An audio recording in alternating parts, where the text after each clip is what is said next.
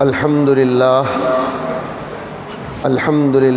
کفا وسلام علی عبادہ الذین اصطفیٰ اما بعد فاعوذ باللہ من الشیطان الرجیم بسم اللہ الرحمن الرحیم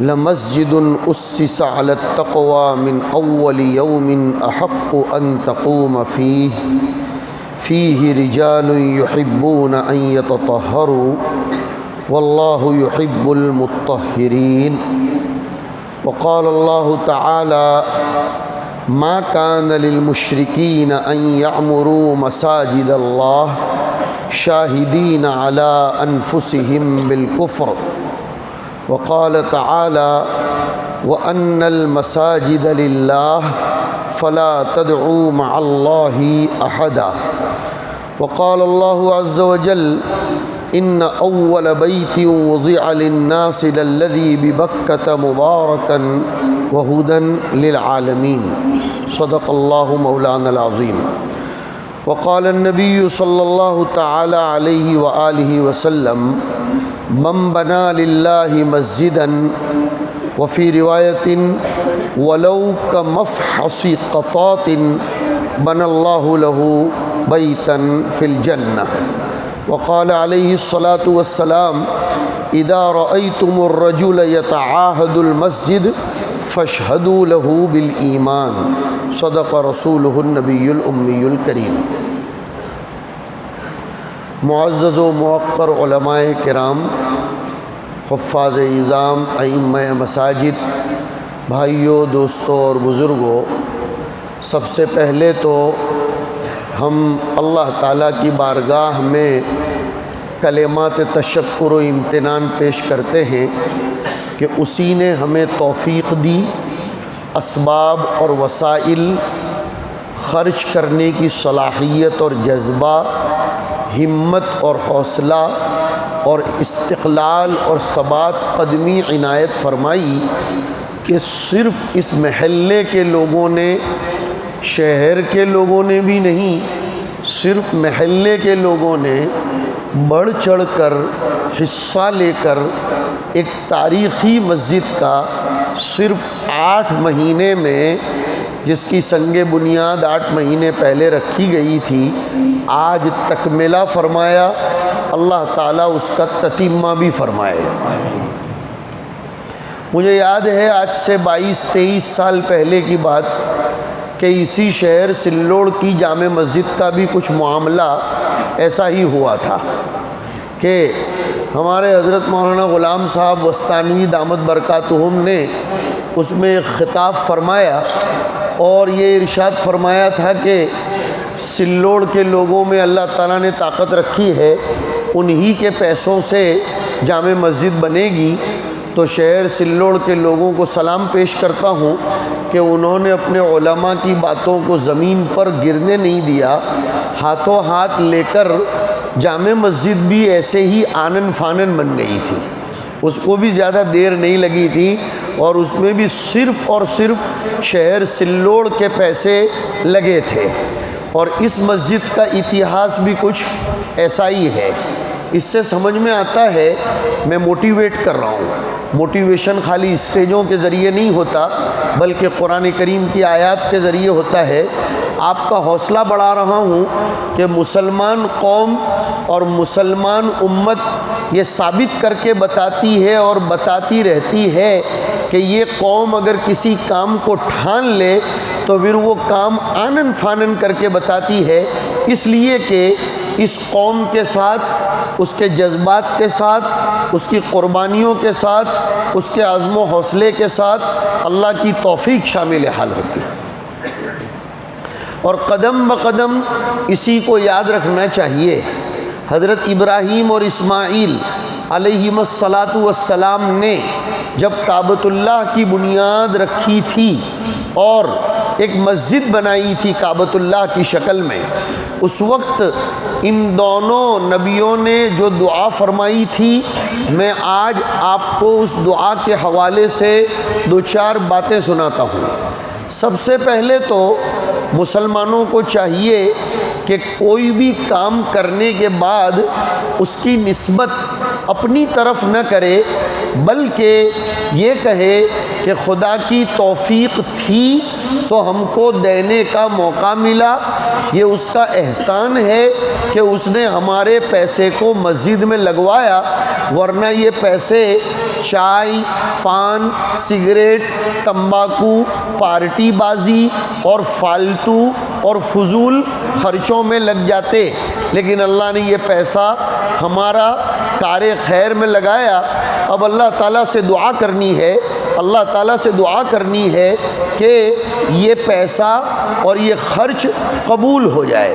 سنو ادھر، حضرت ابراہیم و اسماعیل علیہم السلام نے پہلی دعا یہ مانگی تھی، وَإِذْ يَرْفَعُ إِبْرَاهِيمُ الْقَوَاعِدَ مِنَ الْبَيْتِ وَإِسْمَاعِيلُ رَبَّنَا تَقَبَّلْ مِنَّا إِنَّكَ أَنْتَ السَّمِيعُ الْعَلِيمُ۔ اس وقت کو یاد کرو، تو سلوڑ میں بیٹھ کر یاد کر رہے ہیں، اس دن بھی جلسے میں کچھ یاد کرنے والی ہی بات آئی تھی غالباً۔ اس وقت کو یاد کرو جب ابراہیم و اسماعیل نے کعبۃ اللہ کی سیلاب زمانہ نوح میں بہہ جانے والی عمارتوں کو اور بنیادوں کو اٹھایا تھا۔ اس مسجد کا اتہاس بھی تو کچھ ایسا ہی ہے کہ یہاں پہلے مسجد تھی، وہ پرانی ہو گئی تھی، اب اس کو ازسرِ نو تعمیر کیا گیا۔ کعبۃ اللہ کو بھی ابراہیم و اسماعیل نے ازسرِ نو قائم فرمایا تھا، دونوں میں جوڑ ہو گیا، اس لیے وَإِذْ يَرْفَعُ فرمایا ہے، وَإِذْ يَبْنِي یا يُؤَسِّسُ نہیں فرمایا۔ اور رفع کے لیے نفس شے کا وجود ضروری ہے، تب جا کر وہ رفع ہوتا ہے۔ یہ علماء کرام کے کام کا بیچ میں ایک جملہ آ گیا۔ تو وَإِذْ يَرْفَعُ إِبْرَاهِيمُ الْقَوَاعِدَ مِنَ الْبَيْتِ، پتہ چلا بیت کا وجود پہلے سے تھا۔ وَإِسماعیل، ان دونوں نے جب کعبۃ اللہ کی بنیادوں کو اٹھایا تھا، اور اس سے یہ بھی سمجھ میں آتا ہے کہ مسجد کا اونچا بنانا، مسجد کا مضبوط بنانا، مسجد میں سریے بھرنا اور مسجد کی دیواروں کو خوب مستحکم بنانا یہ فضول خرچی نہیں ہے۔ مسجد کو مزین کرنا، مسجد میں خام و خواہ کے لیے فضول خرچی کرنا وہ امر آخر ہے۔ ما امرت بتشیید المساجد، لیکن کہیں یہ نہیں آیا کہ حضور نے فرمایا ہو کہ بھی احکام المساجد مجھے حکم نہیں دیا گیا۔ وَإِذْ يَرْفَعُ، پتہ چلا مسجد کی دیواریں جتنی اونچی ہوں وہ قرآن کریم سے ثابت ہے، اور صرف یہی نہیں، 18ویں پارے میں بھی یہ بات آئی، فی بیوت اذین اللہ ان ترفع، دیکھو یہاں بھی رفع اور وہاں بھی رفع۔ مسجد جتنی اونچی ہوگی اتنی مضبوط بنے گی، اور ظاہر سی بات ہے کنسٹرکشن کی لائن میں رہنے والے لوگ جانتے ہیں کہ اونچا بنانے کے لیے پایوں کو اتنا ہی مضبوط کرنا پڑتا ہے۔ سمجھ میں آ گیا کہ مسجد کے پائے مضبوط ہونے چاہیے، اور اس سے یہ بھی سمجھ میں آیا کہ اتنے مضبوط بناؤ کہ برسہ برس تک اس کو ادھر ادھر کرنے کی ضرورت نہ پڑے، لہذا بار بار مسجد سے کھلواڑ بھی نہیں کرنا چاہیے۔ اللہ کے جن پاک بندوں نے اپنی پاکیزہ حلال کمائی کے ذریعے مسجد میں پیسے لگائے، اب 10 سال کے بعد خام و خواہ اس کو گرانا اور کچھ مالدار لوگوں کو موقع دینا، مسجد کے ساتھ اس کا معاملہ نہیں ہوتا، اہل اللہ اس کو پسند نہیں فرماتے۔ تو ابراہیم و اسماعیل علیہم السلام نے کعبۃ اللہ کی بنیادوں کو اٹھایا اور دعا کیا فرمائی؟ ربنا تقبل منا، اے ہمارے رب ہمارا یہ کام اس قابل تو نہیں ہے کہ تیری بارگاہ میں ہم اس کو پیش کریں۔ علماء جانتے ہیں تقبل میں باب تفعل ہے، بتکلف ہی تو قبول فرما لے تو بھی ہماری سعادت مندی ہوگی۔ ہمارا یہ کام لائق پذیرائی تو نہیں ہے، لیکن تیری طرف سے اگر قبول ہو جائے تو ہماری سعادت مندی ہوگی۔ انک انت السمیع، تو ہماری دعاؤں کو سننے والا ہے اور ہماری نیتوں کو تو جانتا ہے کہ ہم نے پوری دنیا میں نام کرنے کے لیے پیسہ نہیں دیا۔ اگر اس محلے کے لوگوں نے اورنگ آباد، جالنا، بلڈانا، بھوکردن پیسہ دیا ہوتا تو ان کا نام ہوتا اور ان کے ناموں کے چرچے اور اعلان ہوتے۔ کمال اخلاص یہ ہے کہ اپنے ہی علاقے میں کام کیا جائے، اس لیے کہ علاقے میں کیا جانے والا کام اتنا زیادہ مشہور نہیں ہوتا، لیکن آسمان پر اس کی زمزمہ سنجیاں ہوتی ہیں، آسمان پر اس کے چرچے ہوتے ہیں، اور ہمیں یقین ہے، ہم اللہ کے سامنے کسی کا تزکیہ تو نہیں کرتے، لیکن ہمیں یقین ہے کہ اس محلے کے لوگوں نے اپنے ہی محلے کے لیے 1.5 پونے 2 کروڑ کا جو خرچہ کر کے اس مسجد کو 2 بالا سہبالا بنایا، اس میں ان کا کمال اخلاص ہے، نام نمود نہیں ہے۔ لہذا پہلی دعا یہ کرو کہ اللہ تو قبول کر لے۔ اصل بات میرے مسلمان بھائیوں یہ ہے، کتنے بھی نیک کام ہم کر لیں، لیکن اللہ کی بارگاہ میں اگر اس کو قبولیت نہیں ملی تو وہ منہ پر مار دیے جاتے ہیں۔ قبولیت کب ملتی ہے؟ جب کام کرنے میں اخلاص ہو، دکھلاوا نہ ہو، خدمت کا جذبہ ہو، اجرت لینے کا جذبہ نہ ہو۔ میں کہا کرتا ہوں ملازمت اور خدمت دونوں میں فرق ہے۔ ایک تو ہوتا ہے آپ نوکری کریں اور ایک ہوتا ہے آپ خدمت کریں۔ نوکری کرنے میں اجرت کا استحقاق ہوتا ہے، پگار بڑھاؤ، کب پگار بڑھے گی، میں نے تو کام اتنا کیا ہے تو اتنا ہی کیوں ملا، میرے کام کے بدلے میں مجھ کو اتنا ملنا چاہیے۔ ایسا اگر جذبہ ہے تو اللہ کے یہاں کوئی ثواب ملتا نہیں ہے، اس لیے کہ آپ نے تو اجرت کے لیے کیا۔ لیکن خدمت کا جذبہ ہو تو اس پر اجر ملتا ہے۔ دونوں میں فرق سمجھو، ملازمت میں اجرت ملتی ہے اور خدمت میں اجر ملتا ہے۔ یہ بات الگ ہے کہ خدمت کرتے کرتے اگر سامنے والا اپنی خوشی سے کوئی ہدیہ دے دے تو اس کو لینے میں دریغ بھی نہیں کرنا چاہیے، خوشی خوشی قبول کر لینا چاہیے۔ حضرت عمر رضی اللہ تعالیٰ عنہ کو حضور صلی اللہ علیہ وسلم نے ایک مرتبہ صدقہ وصول کرنے کے لیے بھیجا، چندہ کرنے کے لیے بھیجا۔ اس زمانے میں اس کا ترجمہ یوں کر لو، حضرت عمر چندہ کر کے آئے، حضور نے ان کو کچھ ہدیہ دیا تو حضرت عمر نے فرمایا میں نے تو اللہ کے لیے کیا ہے، آپ مجھ کو دے کر میرے اجر کو اور ثواب کو ضائع نہ کریں۔ تو حضور نے قاعدہ بیان فرمایا، تیرے دل میں کام کرتے وقت تو بدلہ لینے کی بھاونا نہیں تھی، تیرے دل میں کام کرتے وقت تو اس کام کا بدلہ حاصل کرنے کی نیت نہیں تھی، یہ میں میری خوشی سے دے رہا ہوں۔ یاد رکھ عمر، بغیر مانگے اگر اللہ کی طرف سے کسی کے ذریعے کچھ دے دیا جائے تو اس کو قبول کر لے، یہ خدمت ہوتی ہے۔ ہمارے اس محلے کے لوگوں نے اس مسجد کے پیچھے، اور مجھے بتایا گیا بالخصوص نوجوانوں نے اس مسجد کے قائم کرنے میں اور اس کی بنیادوں کو مضبوط کرنے میں بہت بڑا کردار اور رول ادا کیا ہے۔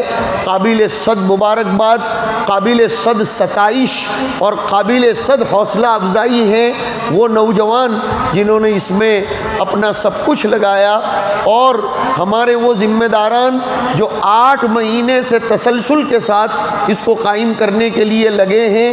اللہ تعالیٰ ان کی زندگیوں میں برکت نصیب فرمائے۔ ایسے لوگوں کے لیے اللہ تعالیٰ مبارکباد پیش کرتے ہیں، ایسے لوگوں کا تذکرہ کرتے ہیں۔ اب سنو، مسجد آباد کرنے کی 2 شکلیں ہیں، سن رہے ہیں بات؟ مسجد آباد کرنے کی 2 شکلیں ہیں، جس کو یوں کہیں گے عمارت المساجد لہا قسمان۔ مسجدوں کی تعمیر کا مطلب ہوتا ہے آباد کرنا، عربی زبان کا لفظ ہے تعمیر۔ تعمیر کا معنی بنا دینا نہیں ہے، یہ ذہن میں سے نکال دو۔ تعمیر کا معنی ہوتا ہے آباد کرنا۔ تو آج کے بیان میں ایک پیغام یہ بھی دے رہا ہوں کہ یہ بنانا ہے، یہ تو بنانا ہے، لیکن تعمیر ایک الگ چیز ہے۔ تعمیر ہے مسجد کو آباد کرنا، اور مسجد آباد ہوتی ہے مسجد والے اعمال کے ذریعے۔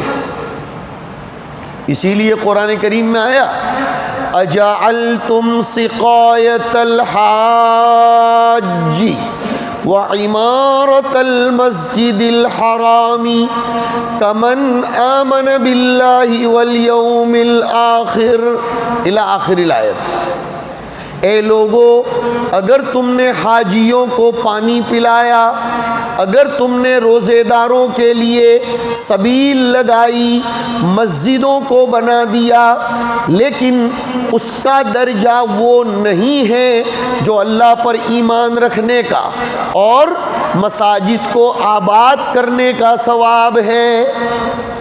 مسجد تو بنا لی شب بھر میں ایمان کی حرارت والوں نے، مسجد تو بنا لی شب بھر میں ایمان کی حرارت والوں نے، من اپنا پرانا پاپی ہے برسوں میں نمازی بن نہ سکا۔ کیا اقبال نے بات کہی ہے؟ مسجد تو بنا لی 8 مہینے بھر میں، سلوڑ والوں نے تھوڑی اپنے اس میں ترمیم کر رہے ہیں، مسجد تو بنا لی محلے والوں نے 8 مہینہ بھر میں، لیکن اگر دل میں سے مال کی محبت نہیں نکلی، ایک دوسرے کا بغض نہیں نکلا، نماز کی پابندی نہیں آئی، تو پھر یہ کسی کام کا نہیں۔ ہمارے بہت سے بھائی ہیں جو خوب خدمت خلق کا کام کرتے ہیں لیکن مسجد میں نہیں آتے، کوئی فائدہ نہیں اس کا۔ بہت سے بھائی ہیں اگر ان کو ہاسپٹل کی دوڑا دوڑی کے لیے کہا جائے خوب دوڑتے ہیں، کسی کو بلڈ دینے کے لیے کہا جائے خوب دوڑتے ہیں، کسی کے پولیس اسٹیشن میں خدمت کے لیے کہا جائے خوب دوڑتے ہیں، لیکن نماز کی پابندی نہیں کرتے۔ کچھ کام کا نہیں ہے، یہ صاف ستھری بات سن لو، کچھ بھی کام کا نہیں ہے۔ آپ کسی کے آدھار کارڈ، یہ آگے آ جاؤ، یہ بیچ بیچ میں بالکل خلل نہیں ہونا چاہیے، آگے آ جاؤ، جگہ اگر ہے تو آگے آ جاؤ، ورنہ جس کو جہاں جگہ مل جائے وہ بیٹھ جائے۔ مجمع میں انتشار ہو رہا ہے، پیچھے احباب سے بھی کہا جا رہا ہے بیٹھ جائیے، جو آئیں گے وہ پیچھے اپنے خیمے میں بیٹھ جائیں گے۔ بات کیا کر رہا ہوں؟ دیکھو ادھر سنو، ادھر اگر آپ نے کسی کے آدھار کارڈ بنانے میں، کسی کے مقدمے کو حل کرنے میں کتنی بھی خدمت کر لی، لیکن نمازی نہیں بنے، آپ نماز کی پابندی نہیں کی، مسجد کو آباد نہیں کیا، اللہ کے راستے میں وقت نہیں لگایا، قرآن کریم کی تلاوت نہیں کی، زکوٰۃ ادا نہیں کی، تو پھر یہ تو کوئی مطلب نہیں ہے بھائی۔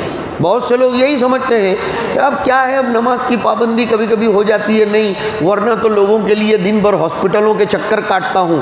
ایسے لوگوں کے لیے یہ آیت کریمہ ہے کہ مکہ کے مشرکین بھی حاجیوں کو پانی پلاتے تھے، بہت عظیم خدمت کرتے تھے، حاجیوں کے قافلے اٹھا اٹھا کر چلتے تھے، لیکن اللہ کے ساتھ ان کا تعلق نہیں تھا، نمازیں نہیں تھیں ان کی زندگی میں، مسجدوں کو آباد کرنا نہیں تھا، تو اللہ تعالیٰ نے نہ کہہ دیا کہ لا یستوون عند اللہ۔ تو اس محلے والوں کی ذمہ داری آج سے اور زیادہ بڑھ جاتی ہے کہ مسجد تو بنا لی شب بھر میں ایمان کی حرارت والوں نے، من اپنا پرانا پاپی ہے برسوں میں نمازی بن نہ سکا، لہذا نماز کی مضبوطی ہونی چاہیے۔ محلے کے لوگوں کو میں سناؤں، ابن ماجہ شریف میں ایک روایت آئی کہ جس مسجد کو نمازی لوگ نماز، ذکر، تلاوت قرآن ان سب کے ذریعے آباد کرتے ہیں، اس مسجد کی دیواریں ان کے گھروں کے سکون کے لیے، ان کی روزی کی برکت کے لیے اور ان کی زندگی میں خوشحالی کے لیے دعائیں کرتی ہیں۔ مسجد کی دیواریں دعائیں کرتی ہیں، اور مسجد کی دیواروں کو جانتے ہو کتنی قیمتی ہے۔ مجھے ایک حدیث شریف یاد آ گئی، میں میری زندگی میں پہلی دفعہ وہ حدیث سنا رہا ہوں، یہاں کی برکت سے یاد آئی۔ حدیث تو بہت پرانی ہے لیکن وہ حدیث کتنی اچھی ہے۔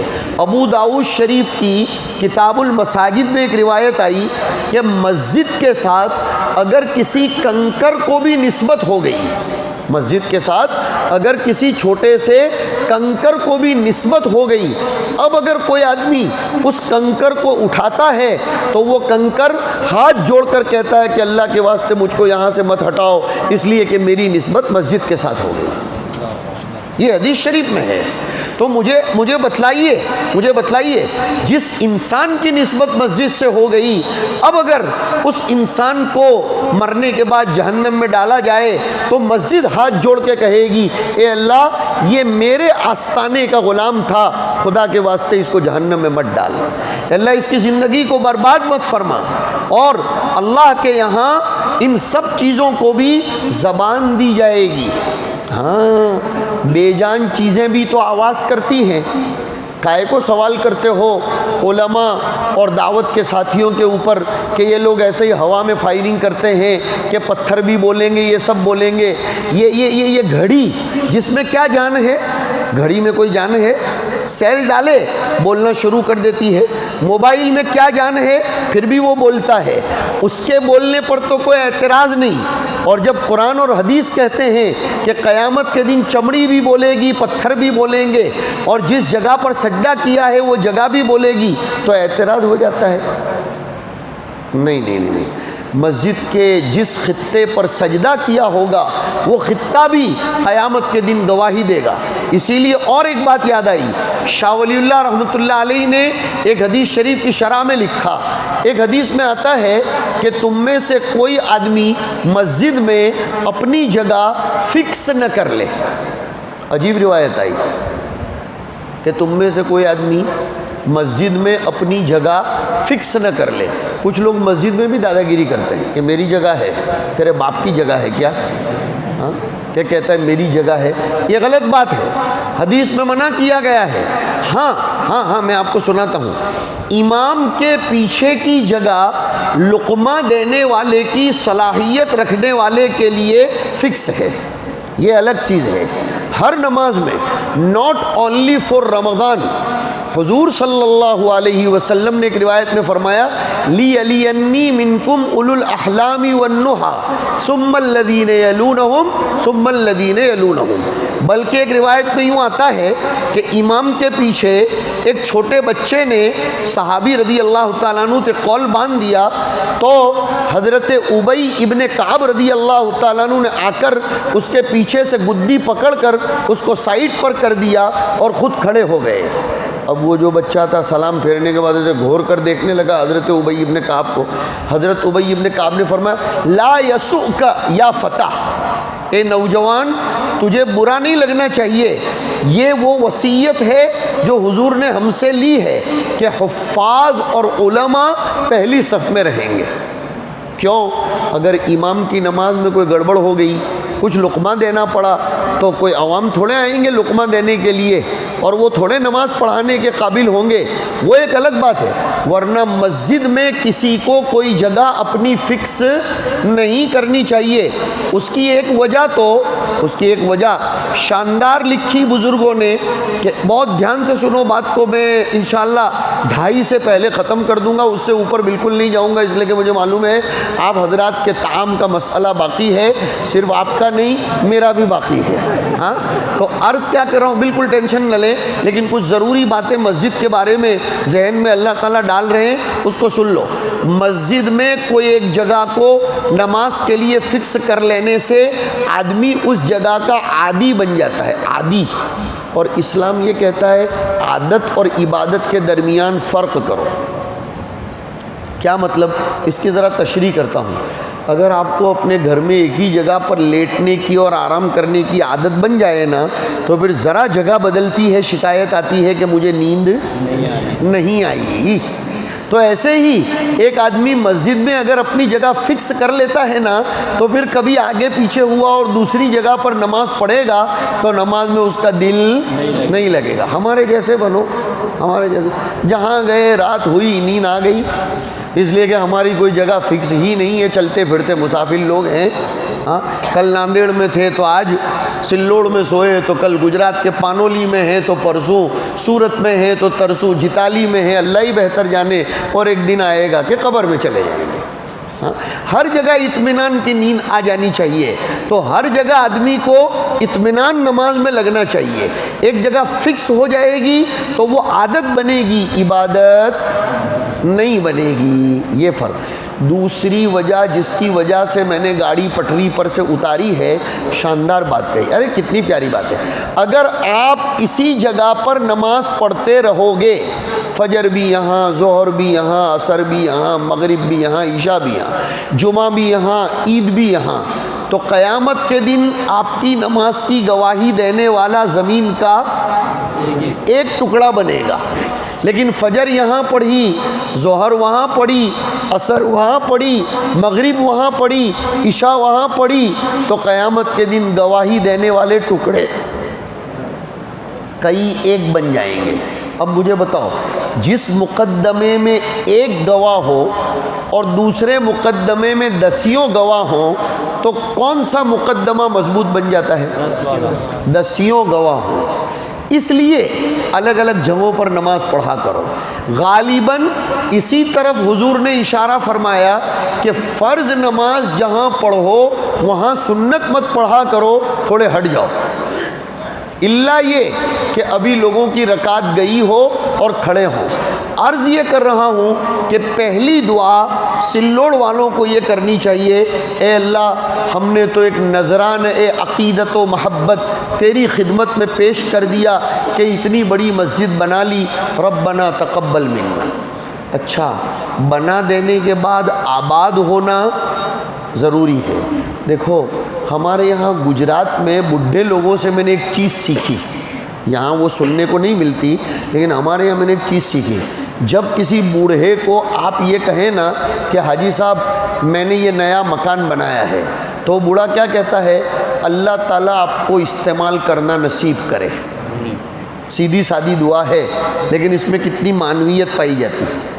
آپ نے مجھ کو کپڑا دیا تو آپ یہ پسند کریں گے کہ وقتاً فوقتاً میرے بدن پر وہ کپڑا پہنا ہوا آپ دیکھیں تو آپ کو خوشی ہوگی. میں نے آپ کو قلم دیا تو آپ کو خوشی ہوگی کہ آپ میرے قلم کو استعمال کریں اور میں آپ کو دیکھوں. حدیث شریف میں اس کی طرف اشارہ بھی آیا ہے کہ جب آپ کو کوئی ہدیہ دے تو دینے والے کے سامنے اس کو استعمال کرو تاکہ اس کو ایسا لگے کہ میرے ہدیے کی انہوں نے قیمت رکھی ہے. تو اللہ نے ہم کو یہ مسجد ہدیے میں دے دی، اب یہ اللہ کی ہو گئی. اللہ پسند فرمائیں گے کہ اس مسجد کو استعمال کرو، اس کو آباد کرو. اور اس کو آباد کرنے کے لیے نیک نسل کا مانگنا بھی ضروری اور اپنے آپ کا فرما بردار ہونے کو مانگنا بھی ضروری. ایسے ہی نہیں کہہ رہا ہوں، آگے دعا پڑھ رہا ہوں. حضرت ابراہیم و اسماعیل کی پہلی دعا کیا کی تھی؟ اے ہمارے رب تو اس کو قبول فرما. دوسری دعا یہ کی، ربنا وجعلنا مسلمین لک ومن ذریتنا امة مسلمة لک. اے ہمارے رب ہم دونوں باپ بیٹوں کو تیرا مزید فرما بردار بنا. ہم تیرے فرما بردار تو تھے تبھی تو ہم نے مسجد بنائی، لیکن آگے بھی ہمیں فرما بردار بناتے رہنا. اس سے سبق ملتا ہے کہ نمازیوں کو، دعوت کا کام کرنے والوں کو، علماء کو، تربیت کرنے والوں کو، حاجیوں کو اپنی ذات پر کبھی اعتماد نہیں کرنا چاہیے. دھوکہ نہیں کھانا چاہیے. نہیں، آگے کیا پتہ کیا ہوگا. اس لیے کہ حدیث میں آتا ہے ایک آدمی نیکی کرتے کرتے کرتے کرتے جنت کے قریب پہنچ جاتا ہے اور پھر تقدیر اس پر غالب ہو جاتی ہے اور وہ جہنمی اعمال کرنے لگتا ہے. اور ایک آدمی برے کام کرتے کرتے جہنم کے قریب پہنچ جاتا ہے، تقدیر غالب آ جاتی ہے اور وہ جنتی بن جاتا ہے. انما العبرۃ بالخواتیم. لہذا اللہ سے ہمیشہ استقامت کی دعا کرو. قرآن نے سکھایا یہ دعا کرو، ربنا لا تزغ قلوبنا بعد اذ ہدیتنا. یہ دعا اس زمانے میں خاص کرتے رہنا چاہیے. ربنا لا تزغ قلوبنا بعد اذ ہدیتنا، میں اس کا ترجمہ سکھا دیتا ہوں، اگر عربی میں یاد نہ رہے تو مراٹھی میں، ہندی میں، کیرلا میں، ملیالم میں، جس میں بھی کرنا ہو کرو، اللہ سب زبانوں کو جانتا ہے۔ ربنا لا تزغ قلوبنا بعد اذ ہدیتنا، اے ہمارے رب تو نے ہمیں نیکی کے کام پر لگایا، شیطان کا ہر وقت خطرہ لگا رہتا ہے، نفس ہمارا دشمن ہے، ہماری تجھ سے درخواست ہے اے ہمارے رب ہدایت کی راہ پر چلانے کے بعد ہمیں گمراہ مت کر دینا، ہمیں ہٹا مت دینا، ہمارے دلوں کو ٹیڑھا مت کر دینا۔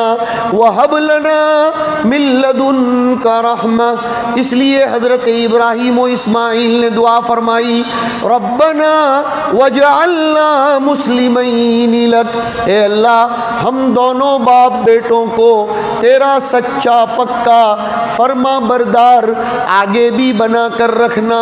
اور ایڈوانس میں ایک دعا کر رہے ہیں، ایڈوانس میں کیا سمجھا رہا ہوں، وَمِن ذُرِّيَّتِنَا أُمَّةً مُسْلِمَةً لَكَ، ہماری آگے آنے والی اولاد میں بھی ایک امت ایسی پیدا کرنا جو تیری فرما بردار ہو۔ یہ دعا ہمارے مسلمان ہونے کا صحرا کس کے سر جاتا ہے؟ حضرت ابراہیم اور اسماعیل کے سر جاتا ہے۔ انہوں نے ہمارے اسلام کی دعا مانگی تھی اور اسی وقت ہمارا نام رکھا تھا، تو مسلمانوں کو خوشی کے مارے جھومنا چاہیے، اس لیے کہ اگر آپ کا نام حضرت جی مولانا انعام الحسن صاحب نے رکھا ہو تو آپ کو ہمیشہ فخر رہتا ہے کہ نہیں؟ جیسے میرا نام حضرت جی مولانا یوسف صاحب رحمۃ اللہ علیہ نے رکھا، میرے پیدا ہونے سے پہلے ہی، ابا کی شادی ہونے سے پہلے ہی رکھا تھا۔ ابا کو کہا تھا تیری شادی ہو، تیرے بچے ہوں، اس میں پہلے بچے کا نام محمد فاروق رکھنا، تو مجھے ہمیشہ خوشی ہوتی ہے کہ اتنے بڑے آدمی نے میرا نام رکھا۔ ہم سب کا نام مسلمان ابراہیم و اسماعیل علیہ السلام نے رکھا، کتنے بڑے اعزاز کی بات ہے۔ اور کہاں نام رکھا؟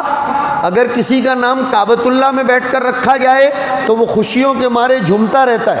ہمارا سب کا نام مسلمان یہ کعبۃ اللہ کے سائے میں رکھا گیا کہ وَمِن ذُرِّيَّتِنَا أُمَّةً مُسْلِمَةً لَكَ۔ اور میں نہیں کہتا ہوں کہ ابراہیم علیہ السلام نے نام رکھا، قرآن کریم 17ویں پارے کے آخری رکوع میں کہتا ہے ملت ابیکم ابراہیم ہوا سماکم المسلمین، ابراہیم نے ہی تمہارا نام مسلمان رکھا۔ سوال ہوتا ہے کہاں رکھا؟ اس آیت میں آیا وَمِن ذُرِّيَّتِنَا أُمَّةً مُسْلِمَةً لَكَ۔ پتہ چلا اس محلے والوں کو دعا کرنی چاہیے کہ اللہ ہم نے تو مسجد بنا لی، ہماری اولاد میں ایسے لوگ پیدا کرنا جو اس گھر کو ہمیشہ آباد رکھے۔ مفسرین نے یہی لکھا ہے کہ حضرت ابراہیم نے اسی لیے یہ دعا کی تھی، اے اللہ ہم نے یہ کعبۃ اللہ تو بنا دیا لیکن چراغ توحید ہمیشہ ٹمٹماتا رہے، چراغ توحید ہمیشہ جلتا رہے، اس کے لیے تو ہماری ذریت میں فرما بردار لوگوں کو پیدا کرنا۔ اور ایک دعا کیا مانگی جو سب کے لیے ضروری، مسائل کا علم حاصل کرنا ضروری ہے۔ سن لو مسائل کے بغیر عبادات قبول نہیں ہوتی، مسائل کے بغیر عبادات میں جان نہیں پڑتی۔ اس کی دلیل قرآن کریم کی آیت وَأَرِنَا مَنَاسِكَنَا أَيْ عَلِّمْنَا طُرُقَ عِبَادَاتِنَا وَشَرَائِعَ عِبَادَاتِنَا وَحَجِّنَا وَنُسُكِنَا أَيْ وَأَرِنَا مَنَاسِكَنَا، اے اللہ ہمیں ہماری عبادت کے طریقے سکھلا دے۔ مکتب یہ کام کرتا ہے، مکتب قول باندھنے کا طریقہ سکھاتا ہے، ہاتھ کہاں باندھے جائے وہ سکھاتا ہے، رکوع کیسے کرنا چاہیے وہ سکھاتا ہے۔ عبادات کے مسائل جانے بغیر عبادات قبول ہی نہیں ہوتی۔ ارے بھائی الل ٹپ تھوڑا اللہ کی بارگاہ میں، یہ جو لوگ کہتے ہیں نا وہ غلط ہے۔ ہاں کیسی بھی عبادت کر لو ٹوٹی پھوٹی، اللہ بڑا غفور الرحیم ہے۔ کس نے کہا کہ ٹوٹی پھوٹی کچھ بھی کر لو اللہ بڑا غفور؟ نہیں، دوا کو بغیر طریقے کے لوگے تو شفا ملے گی؟ نہیں ملے گی۔ نہیں، ڈاکٹر نے کھانے سے پہلے بولا ہے تو کھانے سے پہلے ہی لینا پڑے گا۔ اور ڈاکٹر نے کھانے کے بعد بولا تو ڈاکٹر نے صبح آدھی شام کو آدھی بولا، اب وہ کیا بولتے ہو، جانتے نا صبح شام آدھی آدھی ایک ساتھ ایک لے لیتا ہوں، ری ایکشن آ جائے گا۔ اس نے جو وقت بولا ہے وہی کرنا پڑے گا، لہذا وہ جو کہہ رہا ہے، ہاں ڈاکٹر کبھی کبھی کہتے ہیں فلاں وقت دوا نہیں لینے کی، تو اللہ بھی فرماتے ہیں فجر کی نماز کے بعد نوافل نہیں پڑھنے کی، عصر کے بعد نوافل نہیں پڑھنے کی، زوال کے وقت نوافل نہیں پڑھنے کی۔ اور عجیب اللہ تعالیٰ کے ہم کیسے غلام ہیں، دیکھو تو صحیح، اذان ہوتے ہی نماز پڑھنا واجب، لیکن عرفے کے میدان میں ہیں، مغرب کی اذانیں ہو رہی ہیں، خبردار اگر مغرب پڑھی تو وہاں مغرب پڑھنا باوجود اذان کے گناہ ہے۔ اللہ کرے بہت اوپر کی بات کہہ رہا ہوں، لیکن اللہ کرے نیچے والوں کو سمجھ میں آ جائے کہ روزانہ مغرب کی اذان ہوتے ہی نماز پڑھنا واجب، لیکن عرفے کے میدان میں ہیں، خدا کے پاک بندے بن گئے، وہاں مغرب کی اذان کی ابتدا ہوئی تو کہا جائے گا اب یہاں سے نکل کر مزدلفہ کی طرف چلو، اللہ پہلے نماز پڑھ لیں۔ کہا نہیں، خبردار، آج تیری مغرب عشاء کے وقت میں ہوگی اور مزدلفہ میں جا کر ہوگی۔ پتہ چلا مغرب نماز اور عبادت اس لیے بنی ہے کہ اللہ نے اس کو کہا، اگر اللہ نہ بولے گا تو وہ مغرب عبادت نہیں بنے گی۔ رمضان میں بھی ایسا ہے، 29-30 رمضان کو جہاں سحری کا وقت ہوا کہ کھانا پینا بند کرو ورنہ مارے جاؤ گے، اور جس دن عید ہوئی تو کہا جائے گا خبردار اگر کھانا پینا بند کیا تو عید کے دن روزہ رکھنا حرام ہے۔ پتہ چلا ہم شریعت کے غلام ہیں، ہم شریعت کے غلام۔ جھوٹ بولنا حرام، لیکن جھوٹ بولنے سے دو بھائیوں کے درمیان صلح ہو جاتی ہو تو وہ جھوٹ بولنا صدقے کا ثواب رکھتا ہے، کتنی بڑی۔ تو حضرت ابراہیم اور اسماعیل نے کیا دعا مانگی؟ وَمِن ذُرِّيَّتِنَا أُمَّةً مُسْلِمَةً لَكَ وَأَرِنَا مَنَاسِكَنَا وَتُبْ عَلَيْنَا۔ اے اللہ، اس گھر کے بنانے میں ہم سے کچھ کوتاہی ہوئی ہو تو ہمیں معاف کر دینا۔ مسجد اللہ کا گھر ہوتا ہے، اللہ کے گھر میں اس کے سوا کسی کی عبادت، کسی کی پکار، کسی کی طرف توجہ وغیرہ بھی نہ کیا جائے۔ ایک مرتبہ ایک صاحب نے مسجد میں اپنی گم شدہ چیز کا اعلان کیا، ان کی کوئی چیز گم ہو گئی تھی، تو انہوں نے مسجد میں کھڑے رہ کر اعلان کیا، حضور بہت خفا ہو گئے، فرمایا مسجدیں اس لیے نہیں بنائی گئی ہیں کہ اپنی پرسنل چیزوں کا بھی تم مسجد میں اعلان کرو، مسجد اللہ کی طرف متوجہ ہونے کے لیے ہے، مسجد ذکر کے لیے ہے، نمازوں کے لیے ہے۔ وَيُذْكَرَ فِيهَا اسْمُهُ يُسَبِّحُ لَهُ فِيهَا بِالْغُدُوِّ وَالْآصَالِ۔ اور مبارکبادی کے قابل ہیں یہاں کے لوگ کہ بالکل عبادات کے موسم کے قریب ہونے کے موقع پر یہ مسجد بنی ہے تو رمضان میں ہی آباد ہو جائے گی انشاءاللہ۔ اس میں جماعت وار جو اعمال ہوتے ہیں، مسجد وار جو اعمال ہوتے ہیں، 2.5 گھنٹے کی ترتیب ہے، اس میں بھی شرکت کر کے مسجد کو آباد کرو۔ تعلیم میں بیٹھو، تفسیر کے حلقے لگاؤ، تعلیم اور تفسیر کے درمیان فرق مت کرو۔ قرآن کریم کی تفسیر کے نام سے الرجی نہیں ہونی چاہیے ورنہ ایمان چلے جانے کا خطرہ ہے۔ تعلیم یہ تفسیر ہی ہے، یہ جو فضائل کی یا منتخب کتاب پڑھی جاتی ہے وہ اللہ رسول کی لی ہوئی باتیں ہیں، لہذا اگر تفسیر کے حلقے ہوتے ہیں اس میں بیٹھو، تشکیل کر کے بٹھاؤ۔ اللہ کا کلام سب کے لیے ہے بشرطے کہ اس کی تفسیر علماء حق کرتے ہوں، اس کو جاننا ضروری ہے قرآن کا پیغام۔ لہذا اس مسجد کے ذمہ داروں سے کہتا ہوں ابھی سے نظام بناؤ کہ رمضان میں کسی ایک نماز کے بعد یہاں تفسیر کا حلقہ لگے، ایک نماز کے بعد اعمال کی تشکیل ہو، ایک نماز کے بعد مسائل سنائے جائیں، ایک نماز کے بعد ایک آدھ چھوٹی سی حدیث کا ترجمہ، مختصر سی تشریح ہو، 5 سے 7 منٹ کی، زیادہ لمبی نہیں۔ انشاءاللہ مسجد آباد ہو جائے گی۔ جمعہ کے دن مختلف عناوین پر تقریر ہو اور اللہ کی بارگاہ میں خوب سجدے ہوں، انشاءاللہ یہ مسجد قیامت کے دن گواہی دے گی۔ اللہ اس کو فرماتے ہیں۔ میں نے بات شروع کی تھی کہ ایک تو مسجد کو بنانا ہے، ایک ہے مسجد کو آباد کرنا۔ حدیث شریف میں آتا ہے جب تم کسی کو دیکھو کہ بکثرت وہ مسجد کی طرف آتا جاتا رہتا ہے فاشہدوا لہ بالایمان، تو اس کے مومن ہونے کی گواہی دے دو، اس کے مومن ہونے کی گواہی دے دو۔